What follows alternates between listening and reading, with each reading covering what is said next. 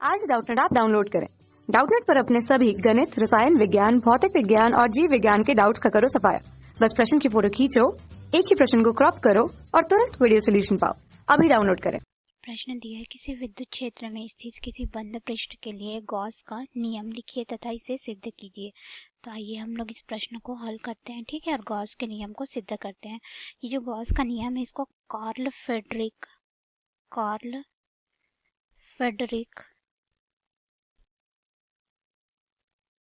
Gauss ने हमें दिया था, ठीक है।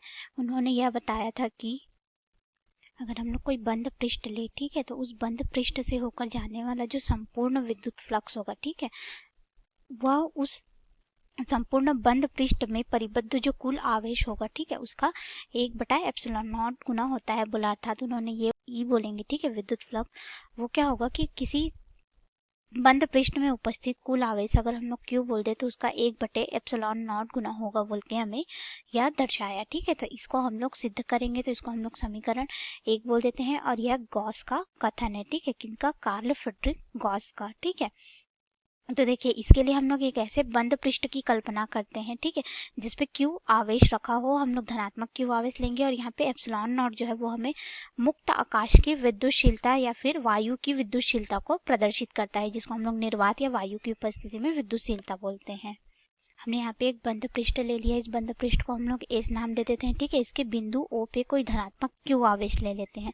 इस धनात्मक क्यू आवेश से आर दूरी पे, ठीक है, एक बिंदु पी उपस्थित है। इस बिंदु पी पे हम लोग देखेंगे कि जो इस धनात्मक क्यू आवेश की वजह से जो विद्युत क्षेत्र आएगा वो क्या होगा, धनात्मक क्यू है, अर्थात यानी कि धनात्मक क्यू आवेश है, ठीक है, अर्थात उस पर क्या होगा, विद्युत क्षेत्र की तीव्रता बाहर की ओर होगी, ठीक है। तो इस तरह से हमें इसकी विद्युत क्षेत्र की तीव्रता जो मिलेगी वो बाहर की तरफ हमें प्राप्त होगी, ठीक है। और अगर हम लोग इस क्षेत्र में क्या करें कि इस Q के वजह से, ठीक है, इस बिंदु P पे जो हमें विद्युत क्षेत्र की तीव्रता मिल रही है, ठीक है, तो इस क्षेत्रफल का जो हमने इस छोटे से भाग को लिया है, ठीक है, अल्पांश, जिसको हम लोग बोल देते हैं dA है बोल के, ठीक है। तो इस dA का जो सदिश निरूपण हमको प्राप्त होगा, यानी कि हम बोले इस सतह से अगर हम लोग एक अभिलंबवत खींचे, ठीक है, इस तरह से इस सतह से हम लोग क्या करेंगे, एक अभिलंब ले ले, ठीक है। तो वो अभिलंब हमें कुछ इस तरह से प्राप्त होगा सतह के लिए, ठीक है। इसको हम लोग क्या बोल देते हैं कि ये dA है, यानी कि क्षेत्रफल सदिश को दिखाएगा इस सतह का, और यह हमारा विद्युत क्षेत्र की तीव्रता E है। इन दोनों के मध्य में बनने वाला कोण क्या हो जाएगा, थीटा हो जाएगा, ठीक है। तो देखिए हमें यहाँ पे dA भी मिल गया, मतलब कि क्षेत्रफल सदिश मिल गया, और विद्युत क्षेत्र की तीव्रता E भी प्राप्त हो गई, ठीक है। तो अब अगर हम लोग इसको देखें तो देखिए हम लोगों ने बोला कि O से आर दूरी पे एक बिंदु P है जिसपे हम लोग विद्युत क्षेत्र की तीव्रता ज्ञात करेंगे बोल के, ठीक है। तो विद्युत क्षेत्र की जो तीव्रता होगी E, जिसका परिमाण होगा, ठीक है, वो हमारे पास हो जाएगा 1/4πε0 Q बटा R का वर्ग, ठीक है। Q का है आवेश है, R जो है वो दूरी पे स्थित बिंदु है जिसपे हम लोग विद्युत क्षेत्र की तीव्रता ज्ञात करें। 1/4πε0 यहाँ पे नियतांक है, ठीक है। और इसकी जो दिशा होगी वो इस तरह से O से P की ओर अनुदिश हो रही है, अर्थात बहिर्मुख है, ठीक है। इस तरह से हम लोग बोल सकते हैं। अब देखिए ये जो हमने अभिलंब खींचा तो हमें ये dA मिला, इन दोनों के मध्य का कोण थीटा है बोल दिया, ठीक है। तो इस छोटे से अल्पांश में अगर हम लोग देखें तो जो हमें प्राप्त होगा, ठीक है, विद्युत फ्लक्स जिसको हम लोग d phi e बोल देते हैं, क्योंकि हम लोग इस छोटे से क्षेत्र में देख रहे हैं, पृष्ठ तो हमारा बहुत बड़ा है, ठीक है। तो उसके लिए जो विद्युत क्षेत्र की तीव्रता E गुणित जो उसका क्षेत्रफल सदिश है dA, ठीक है, ये प्राप्त होगा हमें। तो इसका मान अगर हम लोग देखें तो ये क्या हो जाएगा, E dA तो हमारा सदिश निरूपण है, ये हमारा हो जाएगा cos थीटा, यानी कि ये डॉट प्रोडक्ट है, यानी कि डॉट गुणनफल था जिसको हम लोगों ने इस तरह से लिख दिया। अब अगर हम लोग इस अल्पांश के सापेक्ष में पूरे पृष्ठ का देखें तो हम लोग इस अल्पांश का क्या करेंगे, हम लोग समाकलन कर देंगे, ठीक है, बंद पृष्ठ के सापेक्ष में। तो इस पूरे बंद पृष्ठ का अगर हम लोग समाकलन करें तो ये इस फ्लक्स का भी समाकलन होगा, ठीक है। तो इस तरह से अगर हम लोग समाकलन कर दे बंद पृष्ठ में उपस्थित जो आवेश यानी कि कुल विद्युत फ्लक्स हमें यहाँ पे प्राप्त हो जाएगा, तो उसका मान क्या हो जाएगा, E डॉट dA हो जाएगा, ठीक है। इस तरह से हमें प्राप्त होगा। इसका जब हम लोग समाकलन करेंगे तो हमें कुल फ्लक्स मिल जाएगा उस बंद पृष्ठ से होकर जाने वाला, ठीक है। तो इसका मान हमारे पास क्या हो जाएगा, और किसके सापेक्ष में हम लोग कर रहे हैं, बंद पृष्ठ के सापेक्ष में कर रहे हैं, ठीक है। इस पूरे बंद पृष्ठ के लिए लिए हैं हम लोग, ठीक।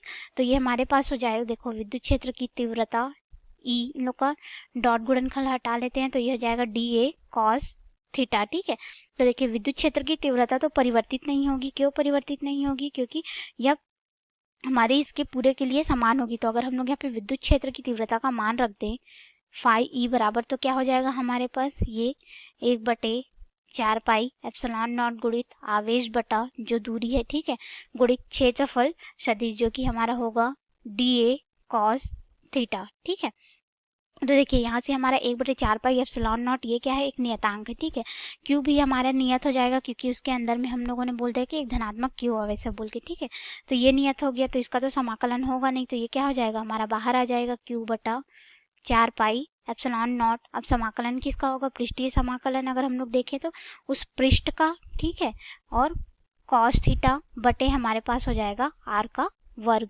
ठीक, अब हम लोग इसका समाकलन करेंगे तो देखिए ये क्या होगा कि डी ए कॉस थीटा बटे आर के वर्ग को हम लोग इस तरह से डी ओमेगा है बोल देते हैं।